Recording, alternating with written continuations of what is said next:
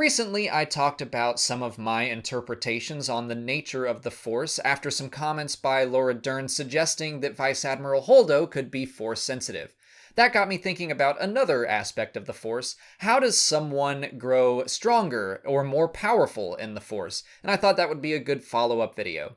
Remember that as a part of the From a Certain Point of View series, these are just my thoughts on the matter. I don't think there is one correct answer here, and I fully expect a lot of you are going to have different interpretations, and I would love to hear them in the comments as I talk about this.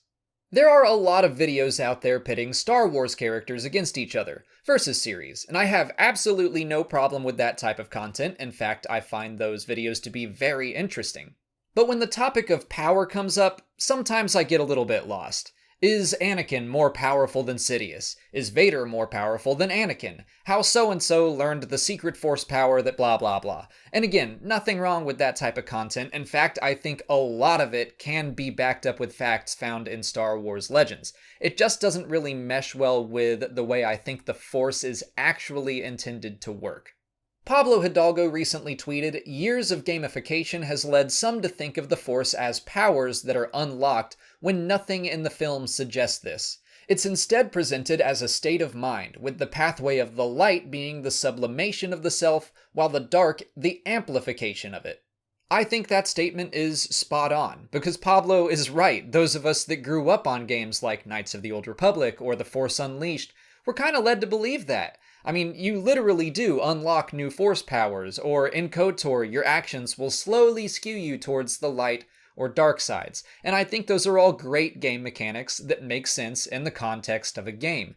And even George Lucas openly agreed and admitted to the fact that games had to work differently in the Star Wars universe because they're just different mediums of storytelling, they're different forms of entertainment. So yeah, Starkiller gets to be crazy powerful in The Force Unleashed because that's more fun to play. They're not going to make a game where you have to meditate and find your inner peace in order to do anything interesting through the Force. It's hard to say this early on in canon because there are so few video games in the universe, but I think Lucasfilm is gonna be a little more careful with how video games treat the Force in the future. Now I'm gonna get real speculative, but I wonder how these different Force abilities work. I've talked before about Darth Vader and how he doesn't need to make the little choking action with his fingers in order to force choke someone. It's just a visualization thing. It helps the mind make that link with what you're trying to do. I'm trying to choke someone. That just makes the connection through the Force a little bit stronger. So now I'm wondering, how far can just mere intent get you? In The Last Jedi, Rey moves a ton of rocks to save Finn and Poe and the Resistance. People have complained about how she did that, and yet Luke struggles to move his lightsaber in The Empire Strikes Back after training off and on for 3 years. How did Rey get to be so powerful so fast? I think we could possibly explain that a couple of different ways. First, let's just look at the mental disposition of these two characters. As Yoda points out multiple times, Luke never has his mind on the moment, on where he is. In The Empire Strikes Back, we see him stop and center himself to do something any prequel-era Jedi could do in his sleep. Later, he doesn't believe he can move an X-Wing, and I think that's because he's focusing on the thought of him moving an X-Wing rather than the Force doing it. Rey, on the other hand, doesn't seem to have any of these mental blocks. I think she is more readily accepting of the idea that the Force can do these things. The key here being that she is willing to allow the Force to work through her. In fact, in The Last Jedi novelization, Rey specifically realizes that the Force was not her instrument. In fact, it was the other way around. Chirrut is another example of someone we've seen described as being wielded by the Force. He does some insane things for a blind man, and that's because he trusts in the Force and the will of the Cosmic Force. But as Obi-Wan points out in A New Hope, the Force will partially control your actions, but it also obeys your commands. So with that in mind, I want to jump back to that idea of intent. I think the Force can probably work in multiple ways. For example, a Jedi might see a battle droid and go, "I would like to Force push that." They have a specific action that they want to carry out. But I think the Force could probably work more ambiguously as well. When Rey runs up to that pile of rocks in The Last Jedi, I don't think she sat there and focused on every individual rock going, I want to move that one, and that one, and that one. Instead, I think she thought, my friends are in trouble and I need to clear a pathway to save them. The desire to move all those rocks was coming from a selfless place, and I think the Force could have taken that desire and then done most of the heavy lifting, pun intended. I think Luke blowing up the Death Star could have worked the same way. Rather than Luke specifically guiding 2 missiles into the exhaust port, he may have trusted the Force to work through him.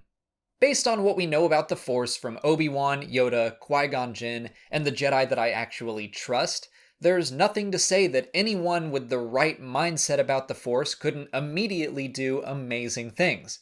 I do actually think that beyond just video games, the prequels have probably conditioned us to believe that anyone that wants to do anything with the Force has to go through years or even decades worth of training. And that might be true for Jedi-specific doctrine, but that doesn't mean it has to be true for the Force in general. Not to mention, the Jedi of the Clone Wars had become very clinical and practical in their view of the Force instead of where they should have been focused on the spiritual side. They may have been more concerned about making the Force their instrument rather than being instruments of the Force. What I'm getting at is that progression through the Force isn't defined by one set path. There's no one right way to grow more powerful. I also don't think it's a constant forward motion. Luke was always doing a 2 steps forward, 1 step back kind of thing. You don't level up and unlock new powers along the way, and your actions don't slide you up or down along an alignment chart. If that were true, there's no way Anakin would have been redeemed in Return of the Jedi because he was way super down there on the dark side. Instead, I think it's all about intent and focus. As Qui-Gon said, your focus determines your reality. So the more you focus on yourself, the more you'll skew towards the dark side. The more you focus on others, you'll skew closer to the light. And I don't think that that's like an over time thing. It might just be from a day to day, like some days you might go light side and some days you might have some dark days, just like real life. But just one last reminder, these are all my own thoughts and interpretations on the Force. I don't have the final word on how the Force works, so if you have differing views, I would love to hear them in the comments. I'd love to see a civil debate going on about the philosophy of the Force down there, so please leave me your comments. If you haven't already, please like this video, subscribe to the channel, follow me on Twitter, Instagram, and Facebook, and consider checking out my Patreon page. As always, thanks for watching, and may the Force be with you.